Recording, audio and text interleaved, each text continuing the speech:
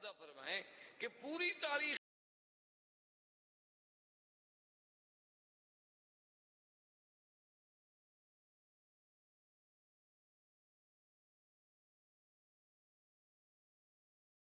ہمیں ملتی ہے تو صرف سیرت سیدنا محمد مصطفیٰ صلی اللہ علیہ وسلم میں ملتی ہے۔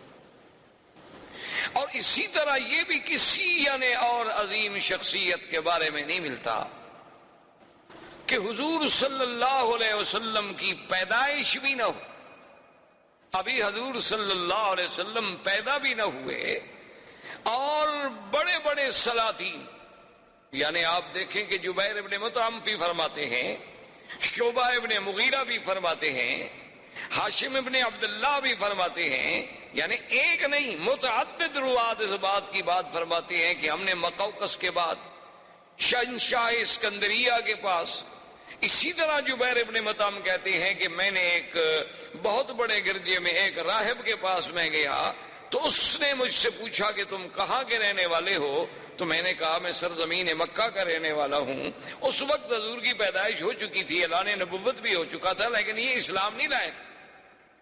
تو اس نے کہا کہ اچھا میرے ساتھ تم میرے گرجے میں چلو، میں تمہیں کچھ تصویریں دکھانا چاہتا ہوں، ان تصویروں میں تم پہچان لو گے اپنے اس پاک پیغمبر جس کا تم ذکر کر رہے ہو کہ مکے میں ایک پیغمبر پیدا ہوئے ہیں جنہوں نے نبوت کا دعویٰ کیا ہے۔ میں نے کہا کہ عجیب بات کرتے ہو، تو ہمارے قریب کی بات ہے، میں ان کو نہیں پہچانوں گا تو کون پہچانے گا؟ تو کہتے ہیں مجھے لے گئے، ایک ایک خانہ کھولتا گیا، تصویریں دکھاتا گیا۔ ایک تصویر پہ میں نے کہا کہ ہذا صورت رسول، لیکن یہ تصویر ہے اس نبی کی۔ اس نے کہا بالکل تم ٹھیک، یعنی پہلے سے راہبوں کے پاس، شہنشاہوں کے پاس، مقوقس سے مصر کے پاس، شاہ اسکندریہ کے پاس، حضور صلی اللہ علیہ وسلم کے ولادت سے قبل جو دانیال پیغمبر نے آپ کی شکل بنائی، یا بعض لوگوں نے بربنائے تخیل حضور صلی اللہ علیہ وسلم کی یعنی آپ کی سیرت پڑھ کے، آپ کی صفت پڑھ کے، آپ کی بارے میں حلیہ مبارک پڑھ کے جو تیار کی تھی تصویریں، وہ پہلے سے موجود ہیں، اور کسی شخصیت کے بارے میں اتنا بڑا اہتمام نہیں ملتا۔ اور اسی طرح دیکھیں کہ پھر تورات میں باقاعدہ یہ بات موجود ہے، قرآن نے بھی اشارہ کیا، الذین یتبعون الرسول النبی الأمی الذی یجدونہ مکتوبا عندہم فی التوراة والانجیل۔ اللہ نے قرآن میں بھی ذکر فرما دیا کہ بھی حضور صلی اللہ علیہ وسلم النبی الامی، جن کا ذکر تورات و انجیل میں بھی موجود ہے۔ اور اسی طرح یعنی تورات میں اتنی وضاحت کے ساتھ موجود ہے، اتنی وضاحت کے ساتھ موجود ہے کہ نام موجود ہے، اور یہ بھی موجود ہے کہ مولدہ بمکہ ومہجرہ بطیبہ، کہ حضور صلی اللہ علیہ وسلم آپ کا مولد جو ہے وہ مکہ ہوگا، ہجرت جو ہے آپ طیبہ مدینہ منورہ کی طرف فرمائیں گے، اور ساتھ یہ بھی لکھا ہوا ہے کہ لیس بفظ ولا غلیظ ولا سخاب فی الاسواق، اور وہ اللہ کے نبی ایسے ہوں گے کہ سخت ہوں، کہ آپ کی طبیعت میں درستی ہو، زبان میں سختی ہو، ایسے نہیں ہوں گے، نہ بازاروں میں شور مچانے والے ہوں گے۔ اور یہ بھی لکھا ہوا تھا اس کے اندر کہ انہ یقبل الہدیۃ ولا یقبل الصدقہ، اس نبی کی شان یہ ہے کہ وہ ہدیات کوئی پیش کرے تو قبول فرما لیں گے، لیکن صدقے کا مال نہیں کھائیں گے۔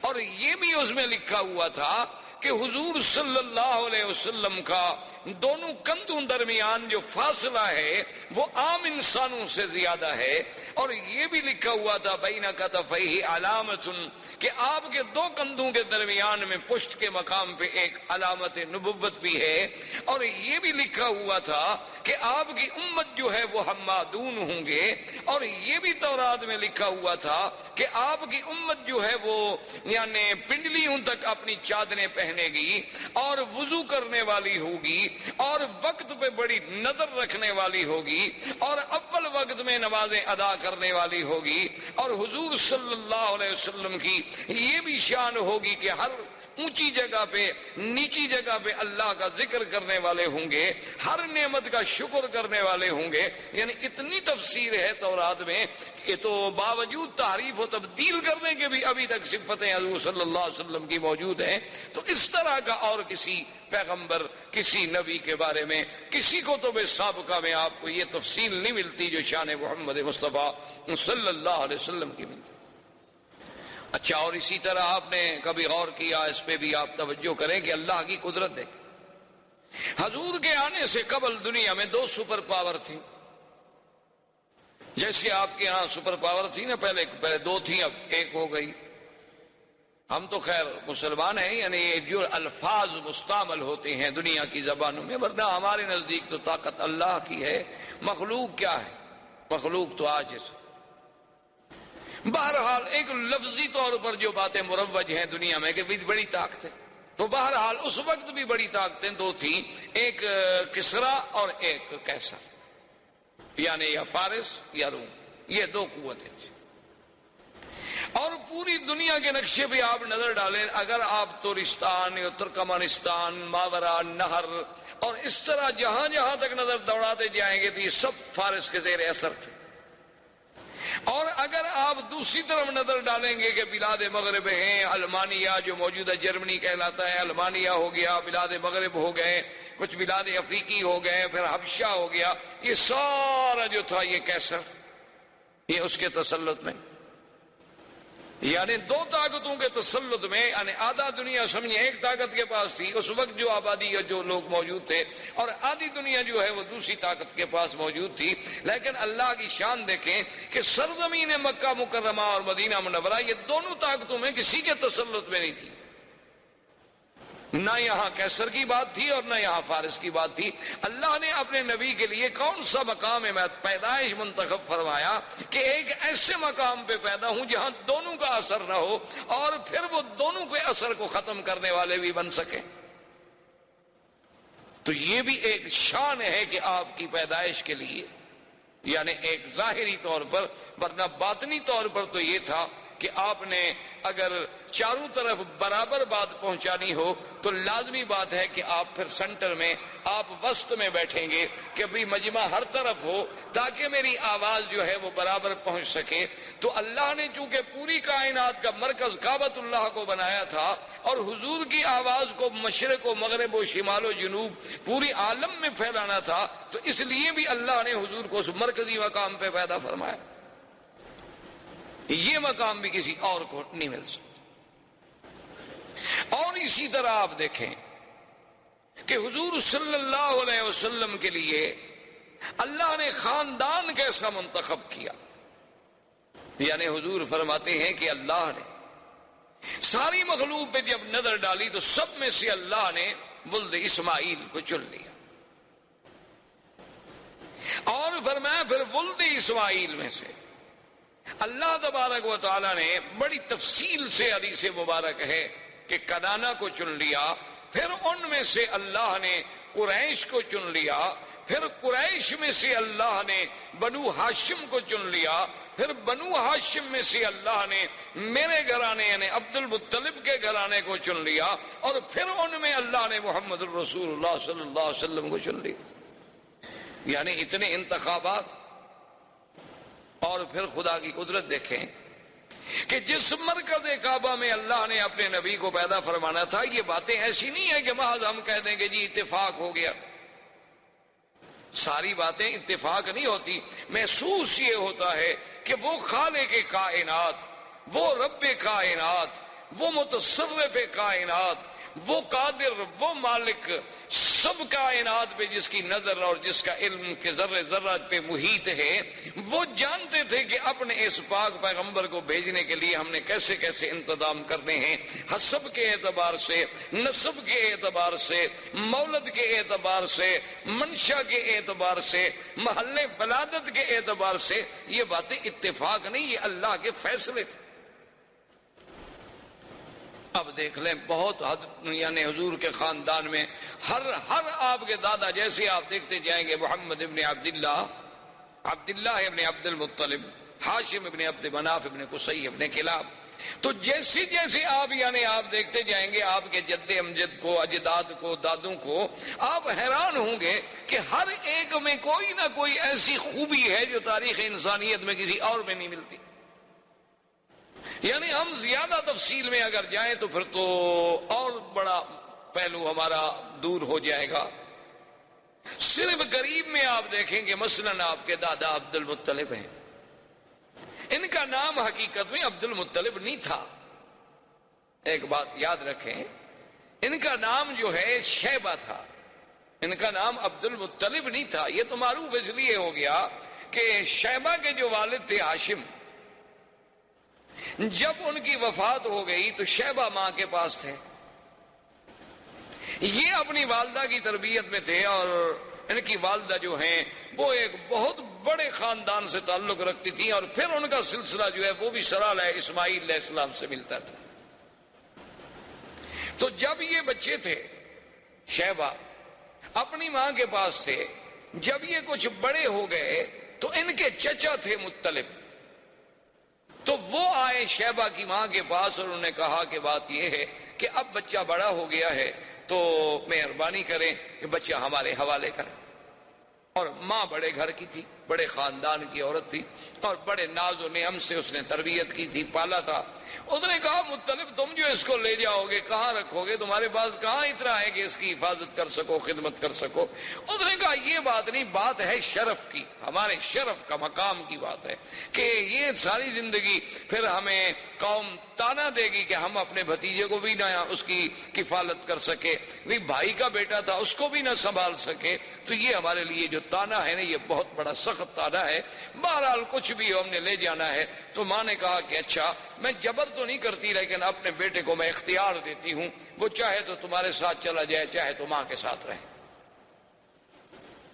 اب دیکھیں ایک طرف یعنی شیبہ کو پتا ہے کہ مکہ جانے کے بعد میری زندگی کتنی تلخ ہو جائے گی، مجھے کتنی مشقتوں کے ساتھ زندگی گزارنی ہوگی، اور اب میں کس ناز و نعم میں زندگی گزار رہا ہوں. جب اسے اختیار دیا گیا اس نے کہا کہ اماں آپ ناراض نہ ہوں، میں اپنے چاچا کے ساتھ جانا چاہتا ہوں، میں ان کو نہیں چھوڑ سکتا کہ چاچا جو ہے وہ باپ کے قائم مقام ہے. اور ماں کا ایک وقت ہے، اس وقت تک اس کا حق ہوتا ہے بچے پر ہزانہ کا، وہ گزر گیا، اب میں بڑا ہو گیا.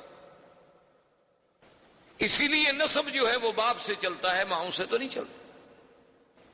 تو ماں نے کہا کہ بیٹا اگر تمہاری یہ خوشی ہے تو میں تمہیں منع نہیں کرتی. تو مطلب جو تھے وہ ان کو اونٹ پر اپنے ساتھ بٹھا کے لائے. تو بچہ بڑا خوبصورت، اور کیسے خوبصورت نہ ہو جو دادا ہو سرکار دو عالم کا صلی اللہ علیہ وسلم.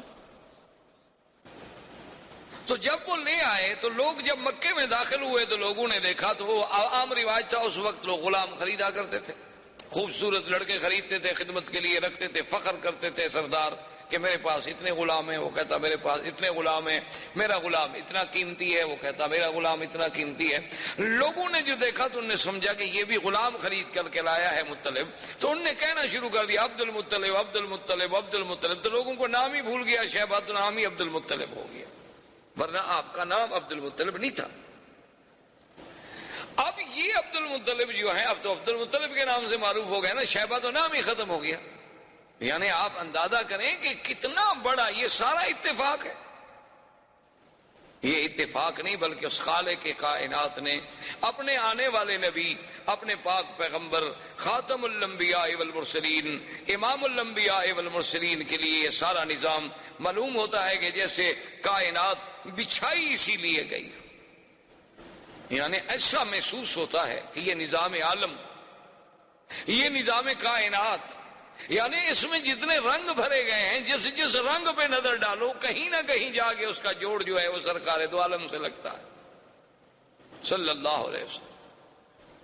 تو اب اس عبد المطلب نے، اب دیکھیں کہ افتخار کی بات، شرف کی بات ہوتی تھی چونکہ مکے میں مقام تھا. اور اتفاق کی بات یہ ہے، خدا کی شان یہ ہے کہ زمزم جو آج ہم پیتے ہیں یہ زمزم ختم ہو گیا، گم ہو گیا.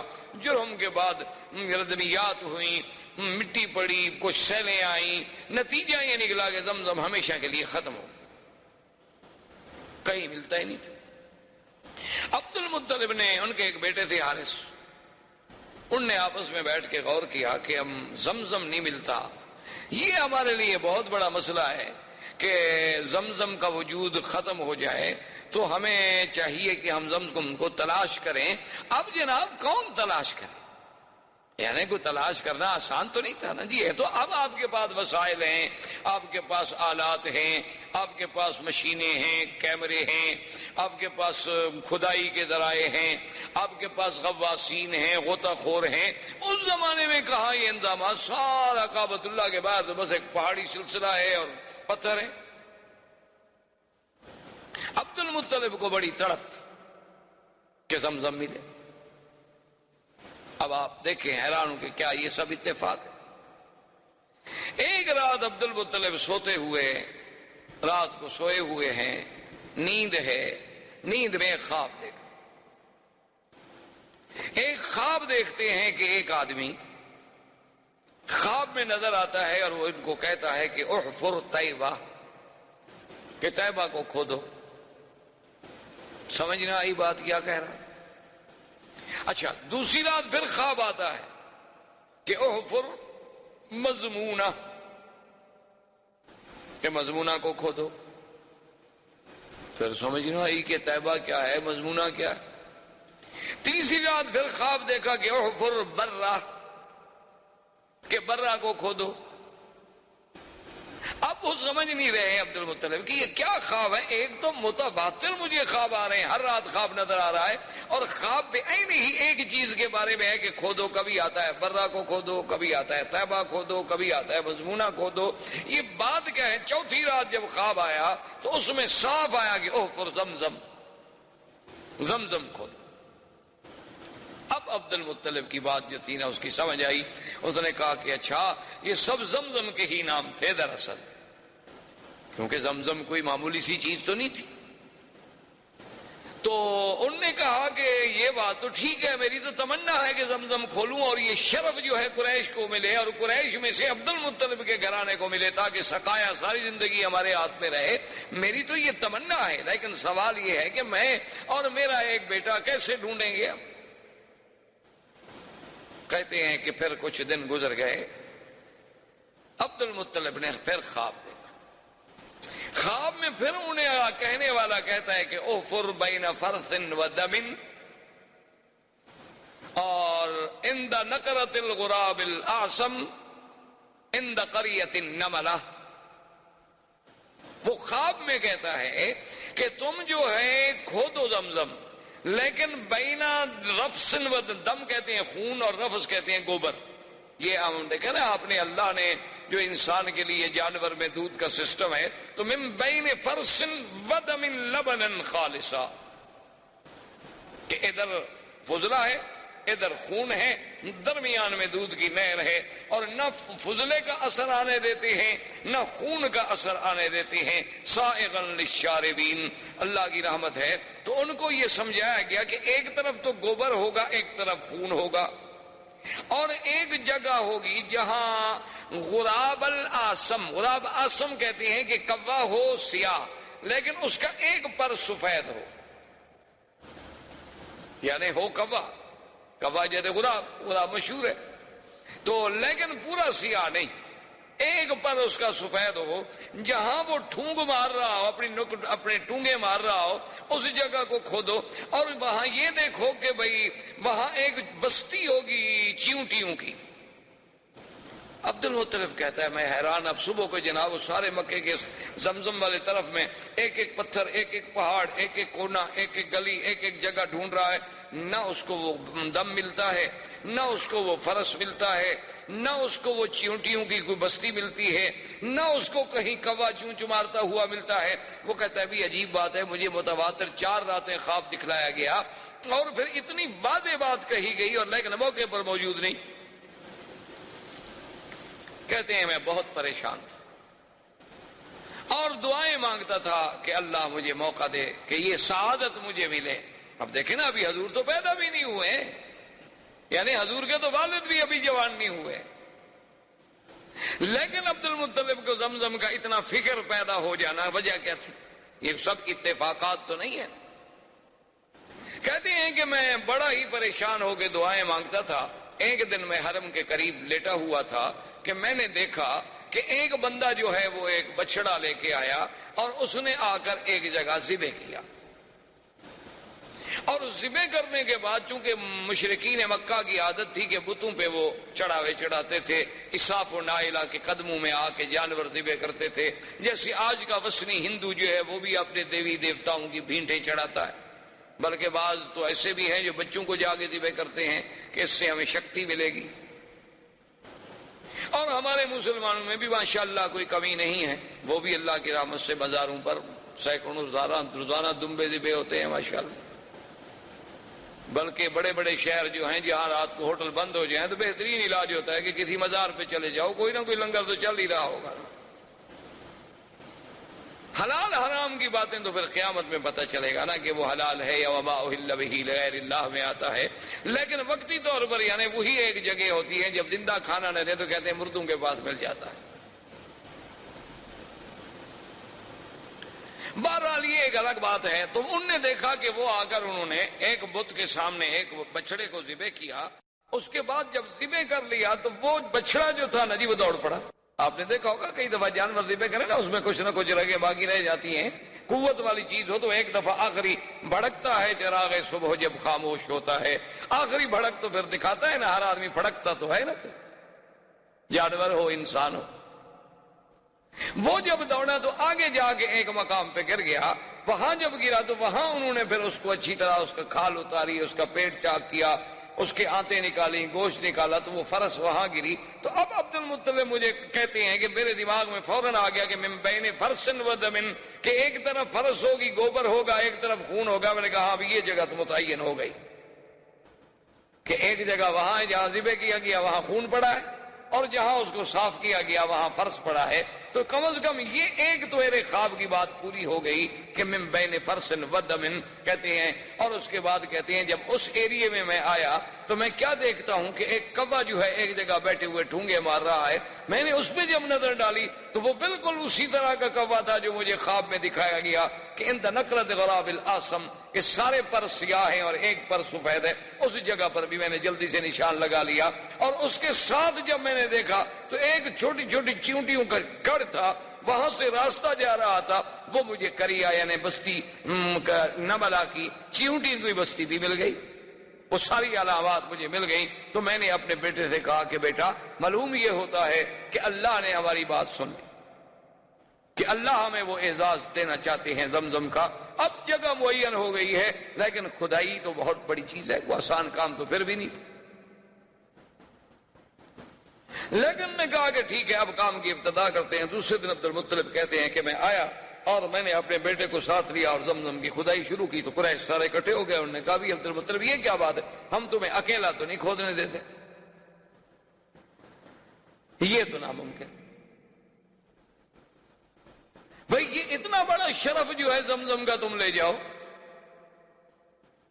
یہ ناممکن ہے۔ حتیٰ کہ وہ جناب قتال پر بھی تیار ہو گئے، لیکن عبد المطلب نے اپنے بیٹوں سے کہا کہ تم قریش کو روکو، تم ان کو جھگڑے میں روکتے رہو، میں جب تک کھدائی کرتا رہوں۔ اب جگہ تو معین مل گئی ہے نا ہمیں کہ زمزم یہاں ہے۔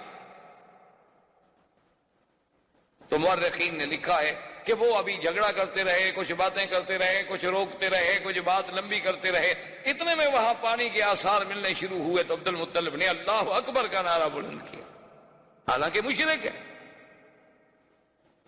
عبد المطلب مشرک ہے، لیکن اب زمزم جب مل رہا ہے تو نعرہ اللہ اکبر۔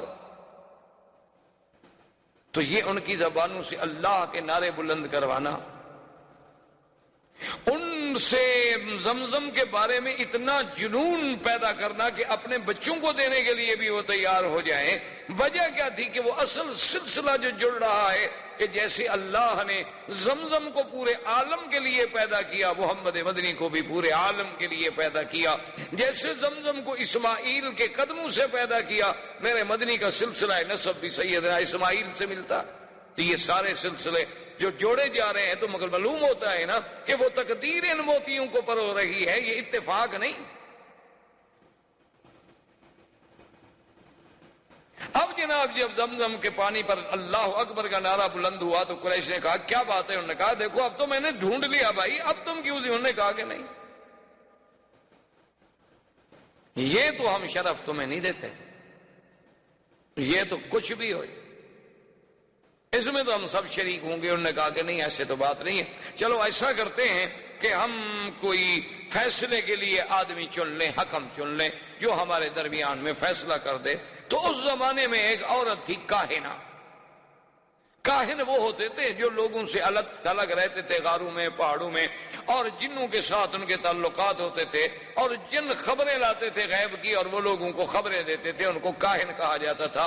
مرد بھی تھے، عورتیں بھی تھیں، ان کی بڑی بڑی ریاضت ہوتی تھی، بڑی باتیں، جیسے آپ کے ملکوں میں جوگی ہوتے ہیں اس قسم کے، سنیاس لیا ہوا ہے فلاں نے اور یہ کیا ہوا ہے، وہ بھی اسی طرح کے قسم کے لوگ تھے۔ تو وہ کاہن جو تھا، ایک کاہنہ عورت تھی، لیکن تھی وہ مدینہ منورہ، جس پر ان کا اتفاق ہوا کہ کاہنہ بنی سعد جو فیصلہ کر دے ہمیں قبول ہو۔ انہوں نے کہا ٹھیک ہے چلو مدینہ شریف۔ وہاں سے جناب مدینہ پہنچے۔ اب جب مدینہ پہنچے تو انہیں پتہ چلا کہ وہ تو خیبر گئی ہوئی ہے۔ تو آپ خود اندازہ کر رہے ہیں اس زمانے میں مدینے کے سفر کے بارے میں آپ کیا سمجھتے ہیں کہ بھئی یہ 4.5 گھنٹے کار پہ لگتے تھے۔ میرے والد صاحب نے جب مدینے کا سفر کیا تو مجھے یاد ہے، فرماتے تھے کہ 2 مہینے لگے تھے۔ پتہ ہے 2 مہینے کیوں لگتے تھے؟ کہ رابغ اور مستورہ ان راستوں میں سیل آتی تھی، پہاڑوں سے پانی چلتے تھے، تو جب وہ سیل آ جاتی تھی راستے رک جاتے تھے، لوگ ادھر والے ادھر بیٹھے ہیں، ادھر والے ادھر بیٹھے ہیں، جب تک پانی کم نہ ہو گزرے کون؟ تو 2 مہینے بیٹھنا پڑتا تھا، کبھی 1 مہینہ بیٹھنا پڑتا تھا، کبھی نہیں بیٹھنا پڑتا۔ جب پانی نہ ہوتا لوگ گزر جاتے تو پھر بھی 8 دن 10 دن لگتے تھے، اونٹوں پر سفر ہوتا تھا۔ اور اس دور میں تو ہم نے بھی سفر کیا ہے جب سڑکیں اتنی اچھی نہیں تھی، کم از کم ٹرک پر یا بڑی گاڑی پر بھی 2 دن لگتے تھے مدینہ منورہ سے مکہ پہنچنے کے لیے۔ اور ان گاڑیوں کو، بڑی بڑی جو ہیوی گاڑیاں ہیں، ٹرالر ہیں، بڑے بڑے ٹرک ہیں، ان کو آدمی پسند کرتا تھا کہ سامان سے لوڈ ہوں اور ہم سامان پہ بیٹھ جائیں تاکہ دھکے کم لگیں۔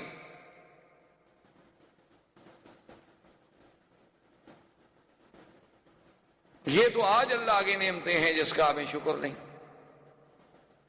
تو بہرحال وہ رابغ جب خیبر گئے، خیبر میں جا کے ڈھونڈا۔ اچھا خدا کی قدرت ہے کہ وہاں جس علاقے میں یہ اترے تو ایک جگہ ایسی آ گئی کہ پانی نہ ملے۔ اب سب قریش جو گئے ہوئے تھے انہوں نے کہا بھی اب یہی ہے کہ جلدی سے قبریں شبریں کھود لو، مرنا تو ہے۔ تو جہاں جناب عبد المطلب نے اپنا اونٹ بٹھایا تھا، جب اس اونٹ کو کھڑا کیا تو وہاں پانی نکل آیا۔ تو سب کو پانی مل گیا، کچا کنواں بنا لیا، پانی نکال لیا۔ جا کے کاہنہ کو بتایا، اس نے کہا اتنی بڑی نشانی کے بعد فیصلہ کرانے کیا ہے، ہو بھی اس کا حق ہے۔ اب فیصلے کی باقی کیا بات رہ گئی ہے کہ زمزم بھی اسی کو ملا، جب تم مر رہے تھے تو پانی بھی اسی کی وجہ سے تمہیں ملا، تو یہ تو قدرت کا اشارہ ہے کہ بھئی زمزم کا سقایا جو ہے وہ عبد المطلب کے خاندان میں رہے گا اور کسی کا حق نہیں ہوگا۔ یہ ایسے تو نہیں ہوتا، یہ ساری چیزیں ایسے تو نہیں کہ جی ہاں بس اتفاق تھا، اس کو اتفاق کہہ کر تو نہیں ٹالا جا سکتا۔ یہ سارا جو ایک نظم چل رہا ہے۔ اچھا اس کے بعد جناب دیکھیں کہ عبد المطلب نے ایک منت مانی تھی کہ اگر مجھے اللہ نے 10 بچے دیے تو میں 1 بچہ جو ہے نا وہ ذبح کروں گا۔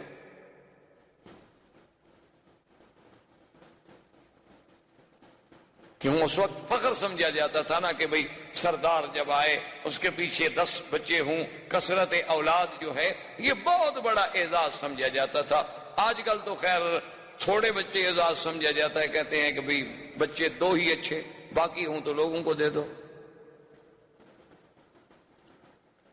انا للہ و انا الیہ راجعون۔ بہرحال یہ تو بہر صورت ان سے پوچھے نا کہ جن نے پہلے منصوبہ بندی پہ عمل کر لیا، بچے 2 تھے وہ بھی مر گئے، اب کیا کریں؟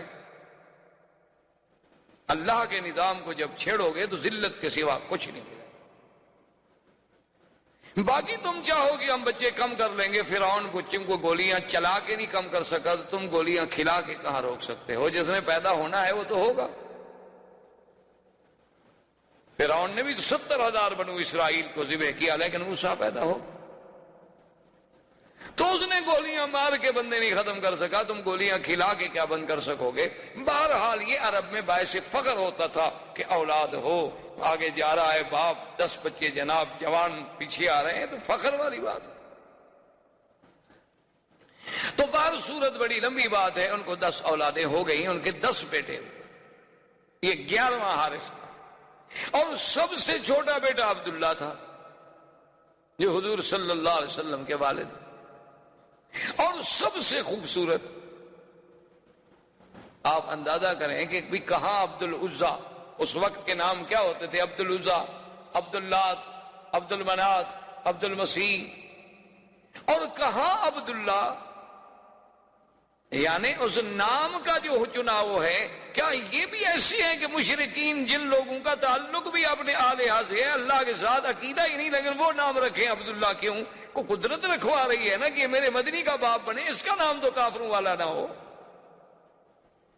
یہ اللہ کا نظام تھا نا، کوئی آپ نے تو نام نہیں رکھا نا، ہم نے تو نام نہیں رکھا، یہ کوئی نظام ہے جو اس قدرت کا جو یہ اسباب پیدا کرتی چلی جا رہی ہے کہ جوں حضور کے قریب آ رہے ہیں نام کا بھی خیال ہو، نسب کا بھی خیال ہو۔ یعنی اس سے بڑی بات ہو سکتی ہے کہ حضور پاک نے فرمایا کہ حضرت آدم سے لے کر حضرت اسماعیل سے لے کر میرے ابا عبداللہ کے گھرانے تک اللہ نے ایسی حفاظت کی ہے کہ ہمارے کسی اتنی بڑی حضرت اسماعیل سے لے کر حضرت یعنی اسماعیل کے بعد عبداللہ تک ہماری اس پوری لڑی میں کہیں عورتوں میں گناہ نہیں آیا،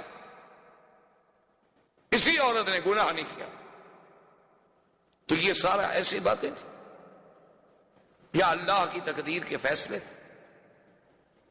اب سب سے خوبصورت بیٹا عبداللہ ہے، اور جب جناب وہ بڑا ہو گیا تو عبد المطلب تو اپنی بات پہ قائم ہے، اس نے کہا آ گیا جناب وہ راہب کے پاس، اپنے کاہن کے پاس جو کعبہ شریف میں رہتا تھا، ان کا کاہن اس کے پاس ہے۔ اس نے کہا میں نے تو منت مانی تھی کہ بیٹے کو ذبح کرنا ہے، لہذا چونکہ میرے بیٹے ہیں 10، میرے بیٹے 11 ہیں، لہذا تم قرعہ اندازی ڈالو کس بیٹے کا نام نکلتا ہے۔ تو اس وقت ہر بچے کا نام ایک لکڑی پہ لکھا گیا، وہ ازلام ڈالتے تھے، ایسے لکڑیاں ڈالتے تھے کہ جس کی لکڑی ظاہر ہو جائے گی سمجھو اس کا قرعہ نکل آیا۔ اب جب انہوں نے ڈالا تو قرعہ نکل آیا عبداللہ کا، اور عبد المطلب کہتے ہیں میں دعا مانگ رہا تھا کہ اللہ میرا کسی بچے کا قرعہ نکلے لیکن عبداللہ کا نہ نکلے، کیونکہ عبداللہ انہیں بہت محبوب تھا۔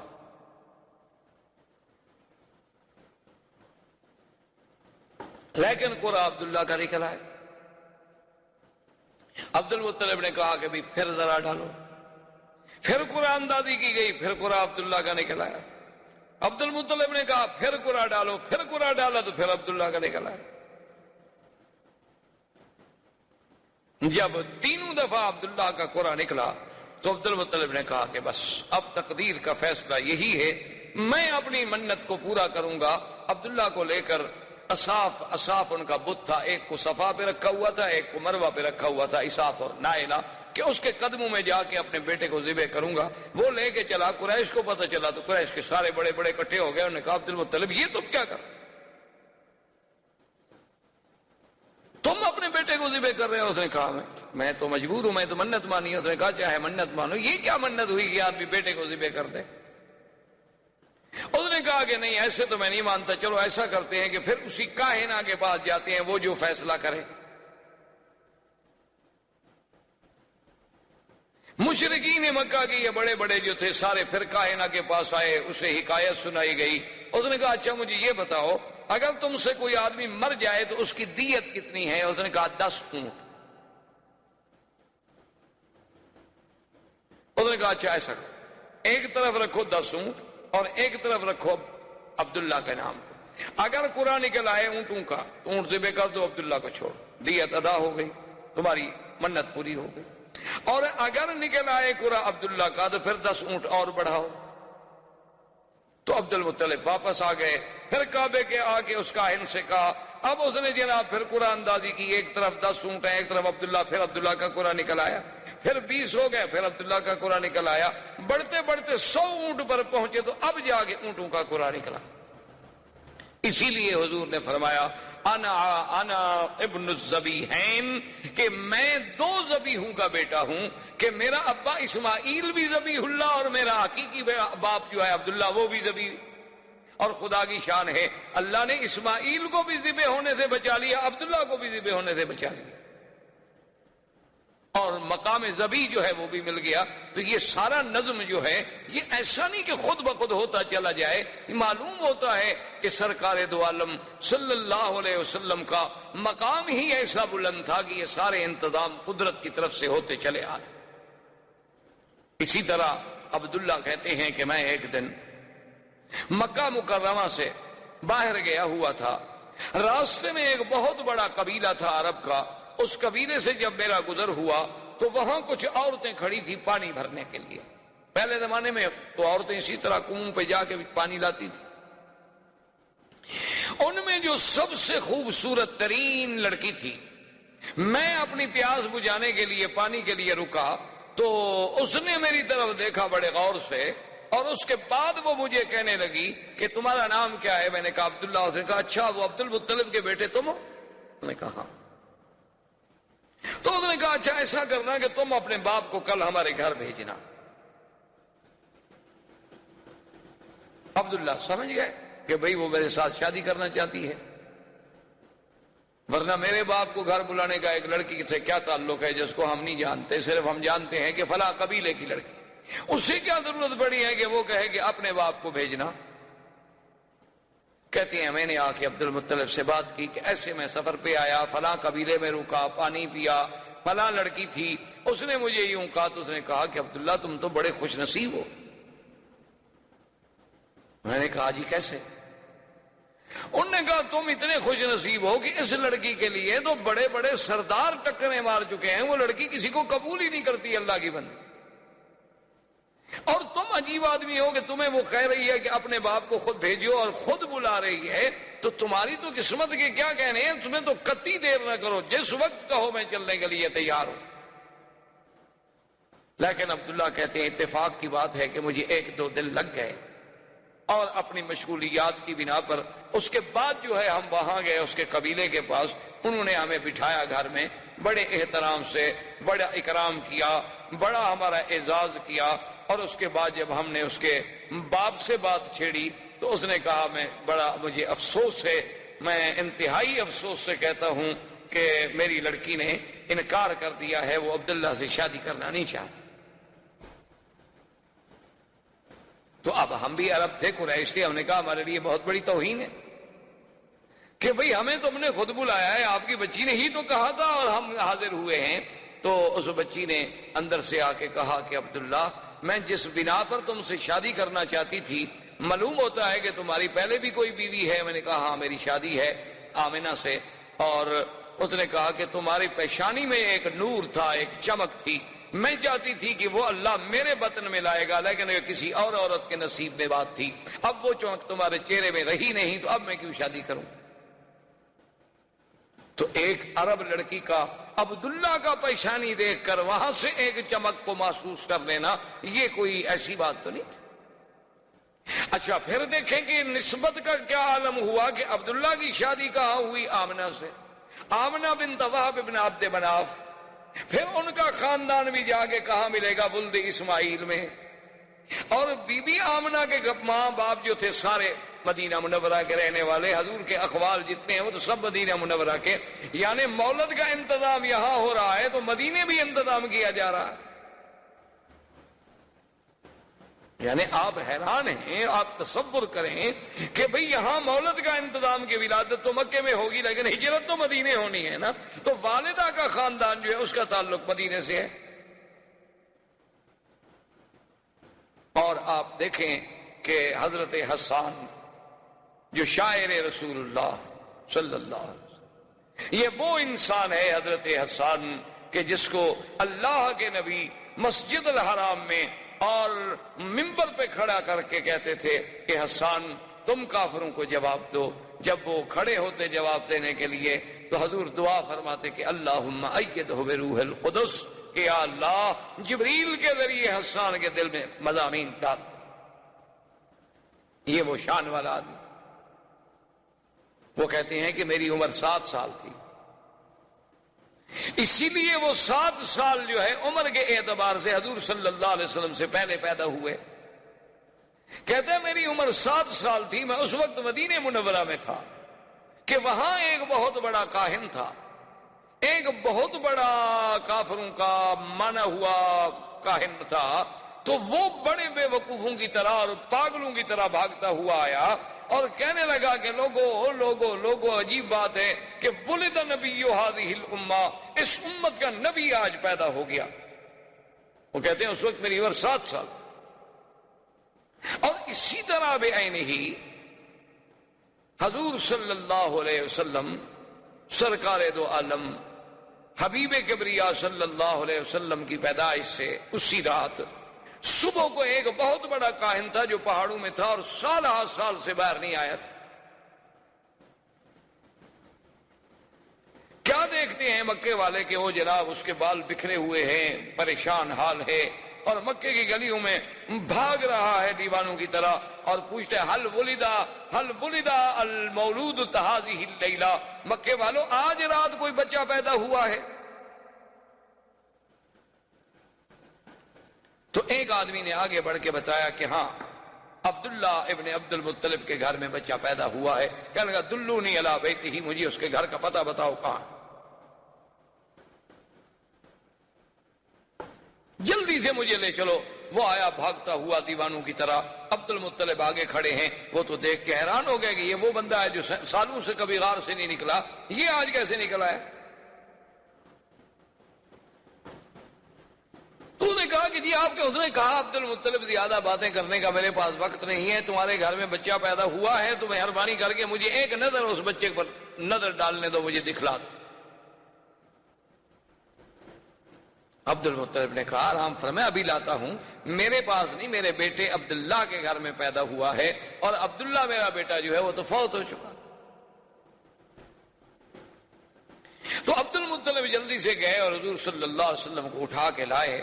جب اٹھا کے لائے اور اس کی نظر پڑی آپ کے چہرے پر، فخر مغشیا، تاریخ کہتی ہے، کتابیں کہتے ہیں، حدیث میں بھی موجود ہے کہ وہ بے ہوش ہو کے گر گیا، اور جب ہوش آیا تو کہتا ہے ولد نبی هذه الامہ، ولد نبی هذه الامہ، کہ لوگوں اس امت کا نبی پیدا ہو گیا۔